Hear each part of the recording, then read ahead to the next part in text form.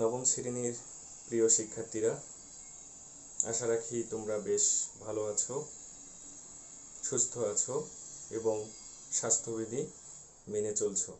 সাথে সাথে তোমাদের প্রতিদিনের যে বাড়িতে পড়ালেখা সেটাও চালিয়ে যাচ্ছ। পড়ালেখা বন্ধ করা যাবে না, যদিও বা কোভিড-19 প্রতিহত করার জন্য ক্লাস ভিত্তিক আমাদের যে পাঠদান সেটা বন্ধ আছে, কিন্তু তোমাদের পড়ালেখায় যেন কোনো সমস্যা বা ঘাটতি না তৈরি হয় সেজন্য আমরা নিয়মিতভাবে 2020 সাল থেকেই ইউটিউব চ্যানেলের মাধ্যমে তোমাদের যে পাঠ পরিকল্পনা অনুসারে যে ক্লাসগুলো পাওয়ার কথা সেই ক্লাসগুলো আমরা চালিয়ে যাচ্ছি। তো আজকে আমি তোমাদেরকে আবারও স্বাগত জানাচ্ছি। আমি আশিস কুমার সরকার, প্রভাষক, অর্থনীতি, police lines school and college, Bogura এর পক্ষ থেকে। আজকে আমরা অর্থনীতি ক্লাসের তোমাদের দ্বিতীয় সাময়িক পরীক্ষার সিলেবাস অনুসারে যে অধ্যায়গুলো সংযুক্ত আছে, যেমন চতুর্থ, পঞ্চম এবং ষষ্ঠ অধ্যায়, এই তিনটি অধ্যায় দ্বিতীয় সাময়িক পরীক্ষার জন্য অন্তর্ভুক্ত আছে। সেই অধ্যায়গুলো থেকে আমি আজকে চতুর্থ নম্বর অধ্যায়টি, যেটি উৎপাদন অধ্যায় আছে, অর্থাৎ অধ্যায়টির সম্পূর্ণ নাম হচ্ছে উৎপাদন ও সংগঠন। চতুর্থ অধ্যায়টি হচ্ছে উৎপাদন ও সংগঠন। এই অধ্যায় থেকে আমি আজকে পড়াবো। আজকের বিষয়টি হচ্ছে উৎপাদন সৃষ্টি, অর্থাৎ উৎপাদন কিভাবে সৃষ্টি হয়, কতভাবে উৎপাদন সৃষ্টি হয়ে থাকে সেই বিষয়ে আমি আজকে পড়াবো। আশা রাখছি তোমরা যদি মনোযোগ দিয়ে আমার ক্লাসটি শোনো এবং দেখো, তাহলে তোমাদের এই ক্লাস করতেই সবকিছু মুখস্থ হয়ে যাবে। তাহলে বইয়ের খুব কঠিনভাবে খুব বেশি প্রয়োজন হবে না এই টপিকটির জন্য। বই তো অবশ্যই অবধারিতভাবে লাগবে সবার জন্য। আমিও যেমন তোমাদেরকে পড়াই, আমি বই পড়ে শিক্ষক হয়েছি এবং তোমাদেরকে যে পড়াই অর্থাৎ ক্লাস নেই, আমিও বই পড়ে ক্লাস নেই, অর্থাৎ আমিও এখনো অর্থনীতির ছাত্র বলা চলে। তো তোমরাও অর্থনীতির ছাত্র ছাত্রী, আমিও অর্থনীতির ছাত্র। আমরা সবাই মিলে আজকে দেখি অর্থনীতির এই টপিকটি সম্পর্কে বেশ একটু আলোচনা করি, দেখি কি কি শেখা যায়। তোমরা একটু মনোযোগী হও, সাথে তোমার একটি কলম এবং খাতাটি রেখে দাও এবং ভালোভাবে আমার কথাগুলো মনোযোগ দিয়ে শোনো। তো আজকে হচ্ছে তোমাদের অধ্যায় হচ্ছে চতুর্থ অধ্যায়, বিষয় হচ্ছে উৎপাদন সৃষ্টি, অর্থাৎ কি কিভাবে উৎপাদন সৃষ্টি হয়ে থাকে। বা পরীক্ষায় এইভাবে প্রশ্ন আসে, উৎপাদন কত প্রকার? এইভাবে দিতে পারো 5 প্রকার উৎপাদন, অর্থাৎ এই 5 ভাবে উৎপাদন সৃষ্টি হয়ে থাকে। বা উৎপাদন আমরা সৃষ্টি কতভাবে ভাগ করতে পারি, এইভাবে প্রশ্ন আসে। আমরা প্রথমে জেনে নেই উৎপাদন কাকে বলে বা উৎপাদন কি, এই বিষয়টি আগে জানা জরুরি, যেহেতু চতুর্থ অধ্যায়ের নামই হচ্ছে উৎপাদন ও সংগঠন। দুটি সেকশন, কিন্তু উৎপাদন একটি সেকশন আর একটি সেকশন হচ্ছে সংগঠন। তো আজকে আমরা সংগঠন এই ক্লাসে পড়ছি না, আগামী ক্লাসে আমরা সংগঠন পড়ার চেষ্টা করব। আজকে শুধু আমরা উৎপাদনের ভাগগুলো দেখি, কি কিভাবে উৎপাদন হয় সেই ভাগগুলো আমরা দেখি। এখানে প্রথমে হচ্ছে উৎপাদন আমরা জেনে নেই। উৎপাদন কি, সবকিছু তোমাকে ভেবে নিতে হবে অর্থনীতির ভাষায়। কিন্তু একজন অর্থনীতির যিনি ছাত্র নন, তার ব্যাখ্যা যেরকম হওয়ার কথা বা মেনে নেওয়ার কথা, তার থেকে তোমারটা একেবারে নির্দিষ্টভাবে ব্যাখ্যা দিতে হবে, অর্থাৎ এক্সাক্ট কথাটি তোমাকে বলতে হবে অর্থনীতির বিষয়ে, কারণ তুমি অর্থনীতির ছাত্র। অর্থনীতিতে উৎপাদন বলে, উৎপাদন হচ্ছে কোনো কিছুর রূপ পরিবর্তন করে নতুন উপযোগ সৃষ্টি করাকেই উৎপাদন বলে। কোনো কিছুর রূপ পরিবর্তন করে নতুন উপযোগ সৃষ্টি করাকেই উৎপাদন বলে। আমরা এই বিষয়টি আরো একটু ব্যাখ্যা দেই, সেটা হচ্ছে অর্থনীতি বলে পৃথিবীতে মানুষ কোনো কিছুই সৃষ্টি করতে পারে না, সবকিছুই পূর্বে থেকে প্রকৃতিতে আছে। সবকিছুই পূর্বে থেকে প্রকৃতিতে আছে, বিভিন্নভাবে আছে ছড়িয়ে ছিটিয়ে। সেই প্রকৃতির উপকরণগুলোই আমরা নিয়ে সেগুলোকে বিভিন্নভাবে রূপ পরিবর্তন করে এক রূপ থেকে আরেক রূপ দান করে আমরা একটা দ্রব্য অথবা সেবা আমরা তৈরি করলে ওইটা নতুনভাবে ব্যবহারের উপযোগী হয়, বা নতুনভাবে ওর সৌন্দর্যতা বাড়ে, কার্যক্ষমতা বাড়ে। এই যে সৌন্দর্যতা বাড়লো, কার্যক্ষমতা বাড়লো, তাহলে নতুন প্রয়োজনীয়তা সৃষ্টি হয়। তার মানে ওই দ্রব্যটির নতুন দক্ষতা তৈরি হলো। এই যে দক্ষতা তৈরি হওয়া বা এই ক্ষমতা তৈরি হওয়াকে আমরা উৎপাদন বলবো।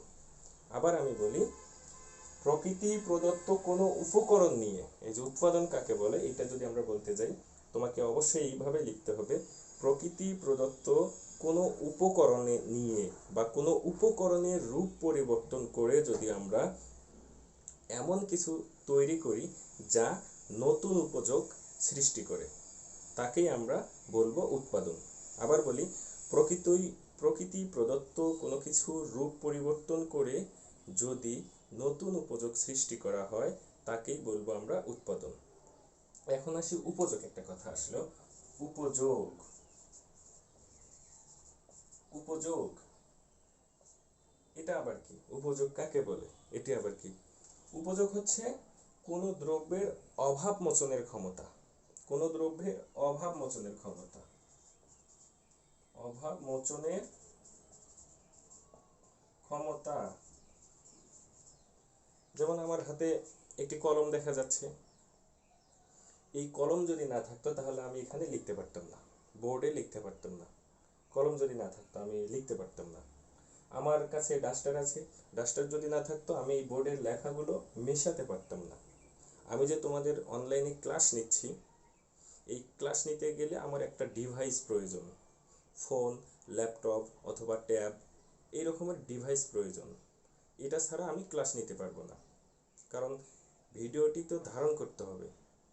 তো এই যে এগুলো আমার কাছে যখন পর্যন্ত ছিল না, তখন আমার এই কলমের প্রয়োজন ছিল, বা এটা মেশানোর জন্য ডাস্টারের প্রয়োজন ছিল, বা ফোন দিয়ে যে ভিডিও করব আমি, ফোনের প্রয়োজন ছিল।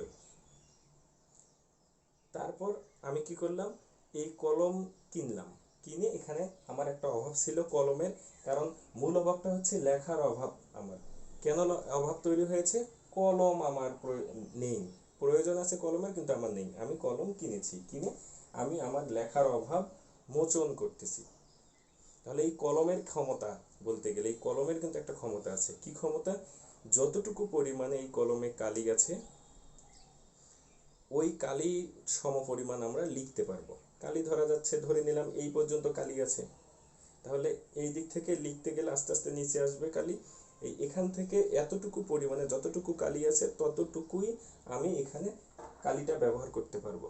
কালি শেষ, আর লিখতে পারবো না, নতুন কলম কিনতে হবে, নইলে নতুন করে কালি ভরাতে হবে। তাহলে এর ক্ষমতা কতটুকু? ধরলাম এখানে 10 মিলি কালি আছে, যদি ধরি আমরা 10 মিলি কালি আছে, তাহলে 10 মিলি এর হচ্ছে ক্ষমতা। ডাস্টার দিয়ে আমি মিশাচ্ছি, ডাস্টার যতদিন ব্যবহার করা যাবে, যতদিন ভালো আছে ততদিন ডাস্টারের ক্ষমতা আছে মেশানোর। ডাস্টার ছিঁড়ে টিড়ে গেল, ব্যবহার অনুপযোগী হয়ে গেল, ওইটা আর হচ্ছে মেশার হচ্ছে এখানে ক্ষমতা নেই, অর্থাৎ এর উপযোগ কমে গেছে, মানে নষ্ট হয়ে গেছে, তখন আমার কাছে এর উপযোগ নেই। এটাই হচ্ছে উপযোগ। পরীক্ষায় আসে অবশ্য, নৈবেতিকে আসে, অথবা ক অথবা খতে আসে। উপযোগ বলতে গেলে কি বোঝায়? উপযোগ হচ্ছে কোনো দ্রব্য বা সেবার অভাব মোচনের ক্ষমতাকে ওই দ্রব্যের হচ্ছে উপযোগ বলে, একেবারে সহজ কথা। আবার নৈবেতিকে আসে, কোনো কিছুর অভাব মোচনের ক্ষমতাকে কি বলে? উপযোগ বলে। এইটাই। তাহলে আমরা উৎপাদন আর একবার আসি। উৎপাদন হচ্ছে প্রকৃতি প্রদত্ত কোনো উপকরণের রূপ পরিবর্তন করে নতুন উপযোগ সৃষ্টি করাকেই আমরা উৎপাদন বলবো। যেমন প্রকৃতিতে কি ছিল চিন্তা করি, এটা একটা গাছ ধরলাম, আমরা এরকম একটা গাছ ধরলাম, এটা যদি গাছ হয়, এই গাছটা আমাদের ছায়া দেয়, ফল দেয়। এখন এই গাছ কেটে আমরা কাঠ তৈরি করলাম, এই গাছ কেটে আমরা কাঠ তৈরি করলাম, কাঠ তৈরি করলাম, গাছ থেকে কাঠ তৈরি হলো, একটা রূপে আসলো, কিন্তু এই কাঠ থেকে আমরা টেবিল তৈরি করলাম, বেঞ্চ তৈরি করলাম, হচ্ছে অন্যান্য ফার্নিচার তৈরি করলাম। গাছ ছিল, গাছ থেকে কাঠ, কাঠ থেকে শেষ পর্যায়ে এসে কি টেবিল বা ফার্নিচার হলো, আসবাবপত্র হলো। তাহলে কি কোন রূপ থেকে কোন রূপে এসেছে? গাছ থেকে টেবিল অথবা আসবাবপত্রে এসেছে। তাহলে গাছের যে পর্যায়ে ছিল সেখান থেকে আমরা রূপ পরিবর্তন করে টেবিল বা ফার্নিচার তৈরি করেছি। এই ফার্নিচার তৈরি করে আমাদের কি, আমরা এটা ব্যবহার করতেছি। কারণ টেবিল তৈরি করে তো আমরা ফেলাই দেই না, টেবিল আমরা বিভিন্ন কাজে ব্যবহার করি। তাহলে নতুনভাবে আমাদের আরেকটা উপযোগ তৈরি হলো। তা এটাই হচ্ছে উৎপাদন। যদি এটা টেবিল তৈরি না হতো, টেবিল তৈরি করতে গিয়ে যদি এলোমেলো হতো, ভেঙে ফেলতাম, কেটে ফেলতাম, একদম টেবিল তৈরি হলো না, তাহলে কোনো কিছুই সৃষ্টি হলো না, ওটা বৃথা চেষ্টা হলো। তাহলে মানে ওইটার উপযোগ তৈরি হলো না, তখন ওইটাকে আমরা উৎপাদন বলতে পারবো না অর্থনীতির ভাষায়। যেহেতু সম্পূর্ণরূপে টেবিল তৈরি হয়েছে, টেবিলটা আমাদের প্রয়োজনে লাগে, তাহলে এটার হচ্ছে একটা ক্ষমতা আছে, কি অভাব মোচনের ক্ষমতা আছে। টেবিলের উপরে তুমি বই রাখো, কলম রাখো, খাতা রাখো, টেবিল তোমার পড়ালেখার কাজে লাগে, তাহলে তোমার হচ্ছে প্রয়োজন মিটে যাচ্ছে, এই টেবিল দ্বারা প্রয়োজন মিটে যাচ্ছে, তাহলে এটার উপযোগ আছে। এইটাই হচ্ছে উৎপাদন, এইটা। আর উৎপাদক আসি আমরা, উৎপাদক কি? সহজ কথায়, যিনি উৎপাদন করেন তাকেই উৎপাদক বলা হয়। যেমন টেবিলের উৎপাদক এখানে কে হবে? টেবিলের উৎপাদক হচ্ছে, প্রকৃতপক্ষে যদি উৎপাদক আমরা খুঁজতে যাই, তাহলে টেবিলের উৎপাদক হচ্ছে কাঠমিস্ত্রি। কাঠমিস্ত্রি টেবিলকে তৈরি করেন, মূল উৎপাদক। কিন্তু তুমি যদি অর্ডার দিয়ে তৈরি করো, তোমার গাছ কেটে নিয়ে যদি তুমি মিস্ত্রির দ্বারা তৈরি করো টেবিল, তাহলে তুমিও এক প্রকারের উৎপাদক। কারণ তুমি এটা উৎপাদন করার জন্য কাঠ দিয়েছো, নিজের কাঠ, তারপর এটা উৎপাদনের জন্য ব্যয় দিয়েছো মিস্ত্রিকে, মিস্ত্রির হচ্ছে পারিশ্রমিক দিয়েছো, তারপর তোমার প্রয়োজনে তুমি এটা একবারে যখন কমপ্লিট ভাবে তৈরি হয়েছে, তারপর তোমার কাছে এসেছে, তাহলে তুমিও উৎপাদক। এই জন্য আমরা বলি হচ্ছে, যিনি উৎপাদন করেন তাকে উৎপাদক বলে। মিস্ত্রি যেমন উৎপাদন করেন, মিস্ত্রি তো এটি উৎপাদন করে নিজে ব্যবহার করে না, এটি বিক্রি করে। ইনি বিক্রি করলেন কি, টাকার বিনিময়ে বিক্রি করলো। তখন উনি যখন টাকার বিনিময়ে বিক্রি করবেন, নিজের কাঠ নিজে পরিশ্রম করে যখন উৎপাদন করলেন, উনি তখন উৎপাদক, উনি তখন বিক্রেতা। হ্যাঁ, অর্থনীতিতে উৎপাদককে আমরা বিক্রেতাও বলি। বিক্রেতা একজন উৎপাদক, এই উনি তখন বিক্রেতা। কিন্তু তুমি নিজের কাঠ, তাকে মিস্ত্রিকে নিয়ে এসে কাঠ তৈরি করে নিলে, কাঠ থেকে টেবিল তৈরি করে নিলে, তারপর পারিশ্রমিক দিলে, তাহলে মূল উৎপাদক হচ্ছে তুমি। তো এইভাবে উৎপাদকের আমরা ক্লাসিফিকেশন করতে পারি। হচ্ছে এই অধ্যায়ে উৎপাদক কে বা উৎপাদক কি শুধু আসে, উৎপাদকের খুব বড় ডেফিনেশন আসে না এই অধ্যায়ের জন্য। তোমরা হচ্ছে একাদশ দ্বাদশ শ্রেণীতে এই উৎপাদক সম্পর্কে বিস্তারিত পাবে। আর নবম দশম শ্রেণীতে তোমাদের জন্য উৎপাদকের খুব বেশি পড়তে হবে না ডেফিনেশন। সাধারণভাবে শুধু নৈর্ব্যক্তিকে অথবা ক অথবা খতে আসে উৎপাদক কি বা উৎপাদক কাকে বলে বা উৎপাদক বলতে কি বোঝো। যিনি উৎপাদন করেন তাকেই উৎপাদক বলে, এইটা সহজ কথা। আমাদের আজকের অন্যতম প্রধান টপিকটি হচ্ছে উৎপাদন সৃষ্টি। কিভাবে উৎপাদন সৃষ্টি হয়, এই বিষয় কয়টি থেকে উৎপাদন সৃষ্টি হয়। এখন আমরা আসি এই বিষয় কয়েকটি সম্পর্কে আমরা ব্যাখ্যা এখন আসি।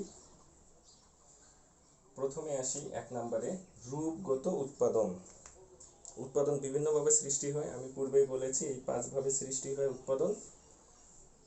আর এই 5টি হচ্ছে প্রকৃতি প্রদত্ত কোনো না কোনো কিছু থেকেই রূপ পরিবর্তন করে সৃষ্টি। এখন এই রূপ, এর মধ্যে রূপগত উৎপাদন কাকে বলে? রূপগত উৎপাদন হচ্ছে রূপ পরিবর্তন করে যদি নতুন উপযোগ সৃষ্টি করা হয়, তাকে রূপগত উৎপাদন বলে। যেমন গাছ থেকে টেবিল, বা তুমি এইভাবে বলতে পারো গাছ থেকে কাঠ, কাঠ থেকে টেবিল। বা হচ্ছে গম, গম থেকে আটা, আটা থেকে রুটি।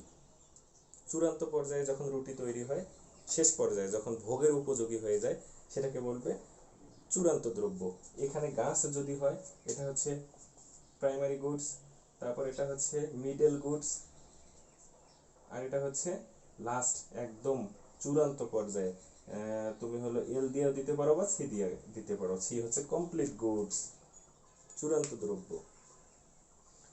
এটা প্রাইমারি কারণ এটা প্রথম পর্যায়ে ছিল, মধ্যম পর্যায়ে কাট ছিল, এটা একদম শেষ পর্যায়ে। শেষ পর্যায়ে মানে যখন একদম ব্যবহারের উপযোগী হয়ে যায় সেটাকে বলবে চূড়ান্ত দ্রব্য, বা ভোগের উপযোগী হয়ে যায় এটাকে আমরা ব্যবহার বা ভোগ বলতে পারি। টেবিলে আমরা ব্যবহার করি, এই ব্যবহারকে ভোগ বলা চলে। আবার গম থেকে আটা, আটা থেকে রুটি, রুটি যখন তৈরি হয় আমরা কিন্তু খাই, এই খাওয়াটাও এক প্রকারের ভোগ, আমরা রুটি ভোগ করি, খাই, তাহলে ওটা চূড়ান্ত দ্রব্য। তাহলে রূপ পরিবর্তন করে যে উৎপাদন তৈরি করা হয় তাকে রূপগত উৎপাদন বলে, যেমন গাছ থেকে টেবিল। শেষ, এইটার ব্যাখ্যা এতটুকুই, তোমাদের বই এতটুকুই আছে। তুমি একাদশ দ্বাদশ শ্রেণীতে এই রূপগত উৎপাদন ব্যাখ্যা ওই অতটুকুই পাবে, বেশি চিন্তার দরকার নেই যে হয়তো বা আমি কম করে পড়াচ্ছি, বা আমাদের একটা ক্লাসের ডিউরেশন থাকে 20 মিনিট সর্বনিম্ন, তারপরে এর উপরে এই 30 মিনিট বা 35 মিনিট হচ্ছে বা 25 মিনিট, এইরকম আমরা টানা 1 ঘন্টা ক্লাস নিয়ে আর হচ্ছে এখানে হচ্ছে কি বলে একটা নিয়ম নেই, আমরা হচ্ছে একটা লিমিটেশন পর্যন্ত ক্লাস নেই, খণ্ড খণ্ড খণ্ডভাবে এইভাবে বিভিন্ন ক্লাসগুলো নেই। তো চিন্তার কারণ নেই যে আমি শর্টকাটে পড়াচ্ছি, তা না, রূপগত উপযোগের ব্যাখ্যা তুমি একাদশ দ্বাদশে এইটুকুই পাবে। এখন আসি আমরা স্থানগত উৎপাদন। এক স্থান থেকে আর এক স্থানে যদি এটা স্থানান্তর করে যদি নতুন উৎপাদন তৈরি হয়, নতুন উপযোগ তৈরি হয়, তাকে বলে স্থানগত উৎপাদন। যেমন বনের কাঠ, বনের আশেপাশের লোকজনের কাছে বনের কাঠের খুব একটা গুরুত্ব থাকে না সাধারণত, তাদের যতটুকু আছে প্রয়োজন মিটিয়ে আর গুরুত্ব থাকে না, তারা খড়ি হিসেবে ব্যবহার করে, জ্বালানি হিসেবে বনের কাঠ ব্যবহার করে। এই বনের গাছকে যদি কাঠে তৈরি করে আমরা শহরে যদি নিয়ে আসি, তাহলে হবে কি, এর চাহিদা বেড়ে যাবে, একে নতুনভাবে উৎপাদন করা যাবে, নতুন নতুন ডিজাইনের ফার্নিচার, টেবিল, খাট, জানালা আর অন্যান্য কিছু, দরজা, এর বিভিন্নভাবে রূপ দেওয়া যাবে। তাহলে বনের কাঠ শহরে আসলে এর স্থান পরিবর্তন হলো, এর ফলে চাহিদা বেড়ে গেল, তার মানে উৎপাদনের ভিন্নতা আসলো, তাহলে এটা স্থানগত উৎপাদন। বা ধরো গ্রামে হচ্ছে শাক সবজি বা ফুল আছে, গ্রামে ফুল উৎপাদন হয়, সেখানে ফুলের দাম যতটুকু, একটি ফুলের দাম, সেই ফুল যদি শহরে এনে বিক্রি করা হয় বা সেই সবজি যদি শহরে এনে বিক্রি করা হয়, তাহলে এর দাম বেড়ে যায়। তাহলে স্থানের পরিবর্তনের যোগ্যতা বাড়লো, যোগ্যতা বাড়া মানে কি, ক্ষমতা বাড়লো, ক্ষমতা বাড়লো মানে কি, উৎপাদন বাড়লো। এইভাবে আমরা স্থানগত উৎপাদনকে আমরা বলতে পারি। এরপর আসি সময়গত। সময়গত উৎপাদন, সময়গত উৎপাদন হচ্ছে সময়ের পরিবর্তনে যে উৎপাদন হয়, অর্থাৎ সময়ের পরিবর্তনে যে কার্যক্ষমতা বৃদ্ধি পায়, সেটাকে আমরা সময়গত উৎপাদন বলতে পারি। বা সময়ের পরিবর্তনে যে উপযোগ বৃদ্ধি পায় তাকে আমরা সময়গত উৎপাদন বলি। যেমন হচ্ছে ধানের মৌসুমে ধানের দাম কম থাকে, এই সময় করে কি বড় বড় ব্যবসায়ীরা বা আড়তদাররা অধিক পরিমাণে ধান ক্রয় করে রাখে, তারপর ধান কাটা মারা যখন শেষ হয়ে যায়, কাটাকাটি যখন শেষ হয়ে যায়, তারপর একটা নির্দিষ্ট সময়ের পর ধানের দাম যখন বৃদ্ধি পায়, তখন তারা ওই ধানগুলো বেশি দামে বিক্রি করে। তাহলে এটা হচ্ছে সময়ের পরিবর্তনে হচ্ছে, অর্থাৎ মৌসুমগত এটা ব্যাপার, সময়কে আমরা মৌসুমগত উৎপাদনও বলতে পারি অবশ্য। তারপর হচ্ছে যেমন শীতের সময় শীতের পোশাক তৈরির উৎপাদন বেশি হয়, শীতের পোশাক। তারপর গরমের সময় শীতের পোশাক বাদ দিয়ে গরমের জন্য উপযোগী পোশাক তৈরি হয়, এইটা হচ্ছে সময়গত উৎপাদন, এই সময়ের পরিবর্তনে উৎপাদনগুলো হয়। সেবাগত উৎপাদনে আমরা আসি। সেবা, সেবাগত উৎপাদন, এটা হচ্ছে তোমার অর্থের বিনিময়ে যদি কোনো সেবা পাওয়া হয়, সেটা হবে সেবাগত উৎপাদন। যেমন আমি তোমাদেরকে পড়াই, আমি তোমাদের শিক্ষক, এই পড়ানোর হচ্ছে সম্মানী হিসেবে আমি বেতন পাই, সম্মানী হিসেবে আমি বেতন পাই। এই যে আমি হচ্ছে সেবা দান করলাম, এটাকে বলবে সেবা। আমি বা আমরা শিক্ষকরা তোমাদেরকে সেবা দেই, শিক্ষাগত সেবা দেই, আর এই সেবা দেওয়ার বিনিময়ে আমরা হচ্ছে আমাদের প্রতিষ্ঠান থেকে বা সরকার থেকে আমরা বেতন পাই। তো এটা হচ্ছে সেবাগত উৎপাদন। তুমি ডাক্তারের কাছে যাও, ডাক্তারের কাছ থেকে সেবা নাও, চিকিৎসা নাও, তার বিনিময়ে ডাক্তারকে তুমি অর্থ দাও, তাহলে এটা সেবাগত উৎপাদনে পড়ে। নার্স সেবা দান করেন, তার বিনিময়ে নার্স বেতন পান। এইগুলো সবগুলো হচ্ছে অর্থনৈতিক কার্যক্রম, এগুলোকে বলে অর্থনৈতিক কার্যক্রমের বিনিময়ে সেবা।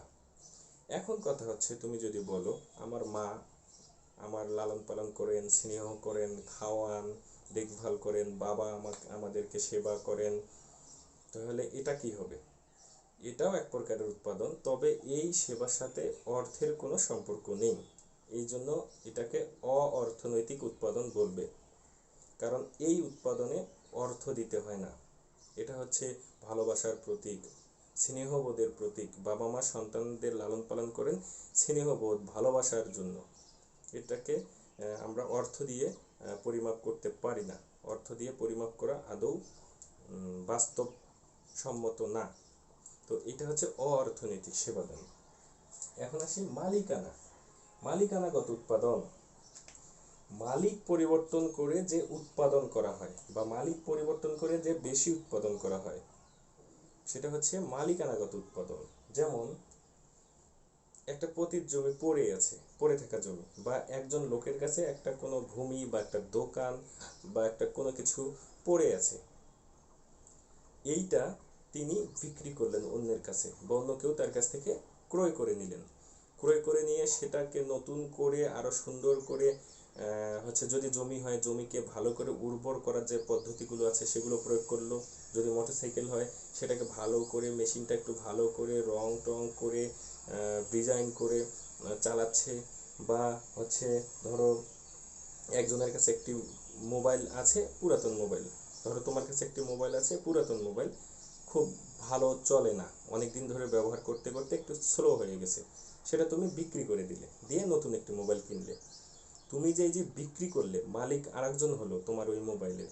উনি ভালো করে মোবাইলটা মেকারের কাছে নিয়ে গিয়ে বা কারিগরের কাছে নিয়ে গিয়ে ভালো করে যা যা সমস্যা আছে সব সমাধান করলো, দেখা গেল মোবাইলটা হচ্ছে তুলনামূলক একটু ভালো কাজ করতেছে। তাহলে তাকে ভালো সার্ভিস দিচ্ছে মোবাইলটা, তার মানে ভালো সেবা দিচ্ছে। তারপর ওই জমিটা, যে জমিটা পড়ে আছে একজনের কাছে, তার কাছ থেকে ক্রয় করে আরেকজন সেটা ভালো করে পরিচর্যা করে আরো বেশি উৎপাদন করতে পারছে। এই যে এটা হচ্ছে, এইভাবে হলো মালিকানাগত উৎপাদন। তো মোটামুটি এইভাবে আমরা হচ্ছে উৎপাদন সৃষ্টি দেখতে পারি 5 ভাগে: রূপগত উৎপাদন, স্থানগত উৎপাদন, সময়গত উৎপাদন, সেবাগত উৎপাদন, মালিকানাগত উৎপাদন। এইভাবেই উৎপাদনগুলো হয়ে থাকে। আশা করি তোমরা বেশ মনোযোগ দিয়ে ক্লাসটি করেছো। একটু সমস্যা থাকলে আবার ভিডিওটি রিমাইন্ড করে দেখো তোমরা। বেশি সমস্যা হলে আমার সাথে যোগাযোগ করো, বইয়ের সহযোগিতা নাও। এইভাবে পড়ালেখা তোমার নিয়মিত চালিয়ে যাও। আজকে এই পর্যন্তই। আগামী দিন অন্য এক টপিক নিয়ে তোমাদের সঙ্গে আবার দেখা হচ্ছে। তোমরা সবাই ভালো থাকো, সুস্থ থাকো। শুভকামনা, অবিরাম।